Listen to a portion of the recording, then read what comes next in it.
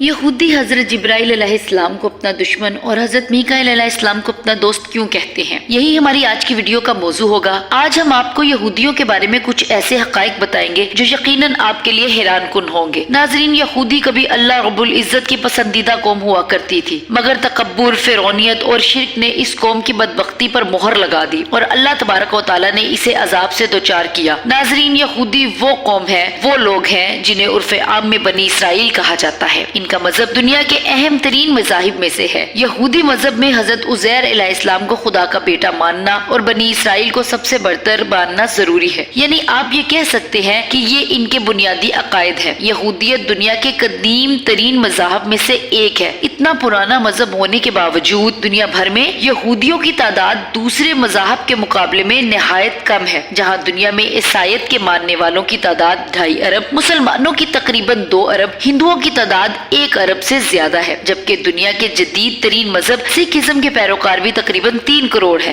ایسے میں دنیا کے قدیم ترین مذہبوں میں سے ایک یہودیوں کی تعداد صرف 1 کروڑ 40 لاکھ ہونا ایک عجیب بات نظر آتی ہے۔ آخر اس بات کی کیا وجوہات ہیں جو یہودی دنیا میں اتنی کم تعداد میں رکھتے ہیں؟ اس کا جواب یہ ہے کہ یہودی دراصل دور قدیم سے لے کر آج تک انتہائی نسل پرست ثابت ہوئے ہیں۔ ان کے نزدیک دنیا میں یہودیوں سے افضل نسل کوئی نہیں۔ اسی بنا پر یہ لوگ نہ تو دوسری اقوام کو اپنے مذہب میں قبول کرتے ہیں اور نہ ہی ان کے ہاں اپنے بچوں کی شادی بیاہ کی اجازت دیتے ہیں۔ ان کو بنی اسرائیل کے لیے اس لیے کہا جاتا ہے، یہ حضرت یعقوب علیہ السلام کے ماننے والے تھے۔ اسرائیل حضرت یعقوب علیہ السلام کا لقب ہے۔ شاید مسلمانوں سے ان کی نظریاتی دشمنی اس لیے بھی ہے کہ یہ بنی اسرائیل کو بہت قوموں سے بدتر اور اعلیٰ جانتے ہیں، مگر یہ بھی مانتے ہیں کہ اب ان سے یہ اعزاز چھین لیا گیا ہے۔ بہت ہی کم ایسا دیکھنے میں آیا ہے کہ کسی یہودی نے اپنا مذہب چھوڑا ہو۔ یہ لوگ اپنے مذہب کے بارے میں بہت سخت ہیں، مگر یاد رہے کہ وہی قوم ہے جس پر اللہ تعالیٰ نے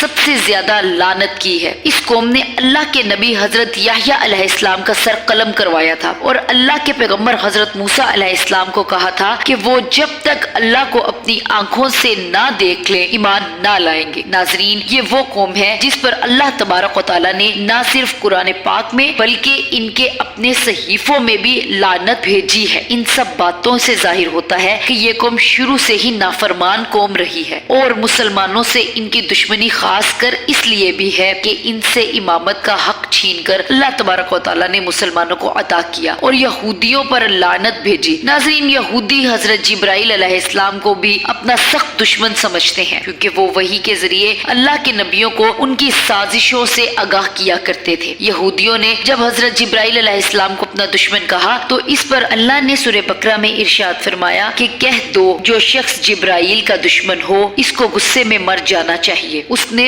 تو یہ کتاب خدا کے حکم سے تمہارے دل پر نازل کی ہے جو پہلی کتابوں میں سے تصدیق کرتی ہے اور ایمان والوں کے لیے ہدایت اور بشارت ہے۔ ناظرین، حضرت ابن عباس رضی اللہ تعالیٰ عنہ فرماتے ہیں کہ یہودیوں کی ایک جماعت رسول اللہ صلی اللہ علیہ وآلہ وسلم کے پاس آئی اور کہا کہ ہم آپ سے چند سوال کرتے ہیں جن کے صحیح جواب نبی کے سوا اور کوئی نہیں جانتا۔ آپ صلی اللہ علیہ وآلہ وسلم نے فرمایا بہتر ہے، جو چاہو پوچھو، مگر وعدہ کرو کہ اگر میں ٹھیک ٹھیک جواب دوں تو تم میری نبوت کا اقرار کر لو گے اور میری فرما برداری کے پابند ہو جاؤ گے۔ انہوں نے آپ صلی اللہ علیہ وآلہ وسلم سے وعدہ کیا، یہ عہد دیا۔ اس کے بعد آپ صلی اللہ علیہ وآلہ وسلم حضرت یعقوب علیہ السلام کی طرف اللہ جل شانہ کی شہادت کے ساتھ ان سے پختہ وعدہ لے کر انہیں سوال کرنے کی اجازت دی۔ ناظرین، صحیح بخاری میں لکھا ہے کہ جب یہودیوں کو ان کے سوالوں کے جواب مل گئے تو انہوں نے آخرکار میں پوچھا کہ اچھا یہ فرمائیے تو رات میں جس نبی امی کی خبر ہے اس کی خاص نشانی کیا ہے اور اس کے پاس کون سا فرشتہ وحی لے کر آتا ہے؟ اس پر آپ صلی اللہ علیہ وآلہ وسلم نے فرمایا اس کی خاص نشانی یہ ہے کہ اس کی آنکھیں